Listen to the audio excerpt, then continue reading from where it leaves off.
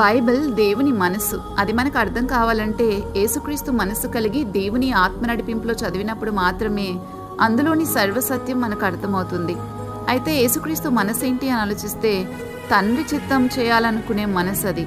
తనను తాను తగ్గించుకుని దీనునిగా, రిక్తునిగా, దాసునిగా వచ్చి విధేయత చూపించి శరీరమందు శ్రమపడటానికి ఇష్టపడిన మనసు. ఇలాంటి మనసుతో వాక్యం చదివినప్పుడు మాత్రమే మనకి వాక్య సారాంశము సత్యంగా అర్థమవుతుంది. మన మనస్సుతో చదివితే మన మనస్సు ఎలా ఉంటుందో మనకు వాక్యం అలాగే అర్థమవుతుంది. ఈ విషయం మనకు సామాన్యంగా గ్రహించవచ్చు. ఎలాగంటే మనం మాట్లాడే మాటలు ఎదుటివారు ఎలా అర్థం చేసుకుంటారంటే అది వారి మనస్సు ఎటువంటిదో ఆ రకంగానే అర్థం చేసుకుంటారు. దీన్ని బట్టి మనకు అర్థమవుతుంది మనం ఎప్పుడు కూడా మన మనసుతో కాదు, క్రీస్తు మనస్సుతో మనం వాక్యం చదవాలని.